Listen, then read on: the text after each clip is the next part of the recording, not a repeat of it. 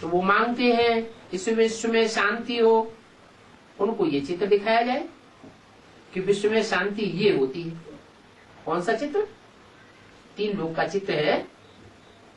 ऊपर ब्रह्मलोक है, बीच में सूक्ष्म लोक और नीचे पृथ्वी लोक, जिसे हम कहते हैं मनुष्य लोक। मनुष्य लोक नीचे, सूक्ष्म लोक बीच में, और उससे ऊपर ब्रह्मलोक। ब्रह्मलोक से आत्माएं लगातार नीचे आती हैं, लेकिन वापस जाने का उनको रास्ता नहीं मालूम। इसलिए इस दुनिया की आबादी, इस दुनिया की पॉपुलेशन बढ़ती रहती है, कभी कम नहीं होती। चाहे कितना भी बड़ा अकाल पड़ जाए, कितना भी दुनिया में बड़ा भूकंप आया हो, कितनी भी बड़ी लड़ाइयां लगी हो सारे विश्व में, लेकिन दुनिया की आबादी कभी कम नहीं हुई। मनुष्यों की नहीं, पशु पक्षी कीट पतंग जो भी आत्माएं हैं उनकी संख्या बढ़ रही है लगातार, कभी घटती नहीं है। दुनिया में देश देशांतर में खेती में इतनी दवाइयां छिड़की जाती हैं, इतनी दवाइयां छिड़कने के बावजूद भी कीटाणुओं की संख्या बढ़ रही है या घट रही है? बढ़ रही है। इससे क्या साबित होता है? आत्माएं लगातार ब्रह्मलोक से आ रही है, वापस नहीं जा रही। तो अगर ऐसे ही आबादी बढ़ती रही हमेशा बढ़ती रही, तो इस दुनिया का हाल क्या होगा? बहुत बुरा हाल हो जाएगा। लेकिन ऐसा है नहीं, आत्माओं की संख्या निश्चित है, मनुष्य आत्माओं की संख्या भी निश्चित है, पशुओं की, जीव जंतुओं की संख्या भी निश्चित है, पक्षियों की संख्या भी निश्चित है। ये आत्माओं की जातियां हैं।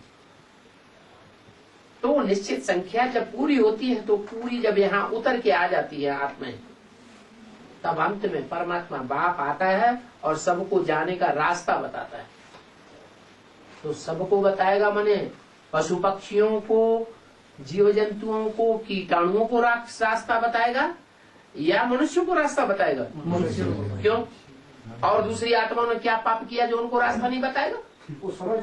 हाँ, दूसरी आत्माएं जो हैं, पशु हैं, पक्षी हैं, कीटाणु हैं, सरीसृप हैं, वो उनको अकल नहीं है, बुद्धि नहीं है, इसलिए वो ज्ञान को समझ नहीं सकते।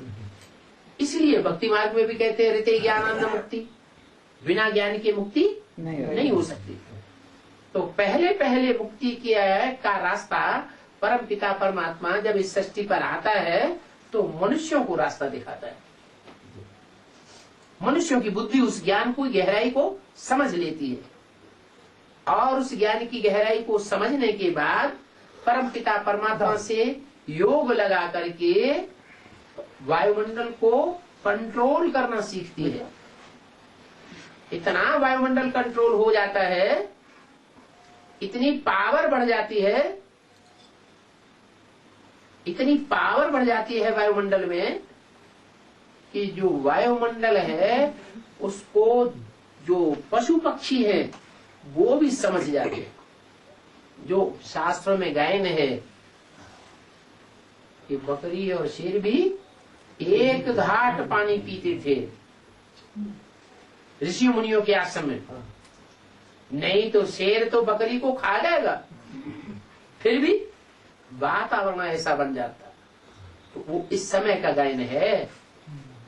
अभी जब परमपिता परमात्मा इस सृष्टि पर आते हैं तो पवित्र रहने वाली आत्माएं, जिन्हें ऋषि मुनि कहा जाता है, मुनि माने मनन चिंतन मंथन करने वाले, ऋषि माने पवित्र आत्माएं, उनके वाइब्रेशन में इतनी ताकत आ जाती है कि पशु पक्षी जीव जंतु कीटाणु सब एकाग्र होने लग पड़ते हैं, और सबकी आत्मा एकाग्र होने के बाद परमधाम वापस चली जाती है। इस दुनिया का विनाश हो जाता है। तो बताया ये 3 लोक का चित्र जरूर दिखाना चाहिए। उनको समझाना है कि सृष्टि में आबादी कैसे बढ़ती है और कैसे खलास होती है, तो 3 लोक का चित्र दिखाना पड़े। विश्व तो सदैव रहता है। ये दुनिया कभी नेस्त नाबूद नहीं होती है। हाँ, कभी सतो प्रधान बनती है और कभी तमो प्रधान बनती है।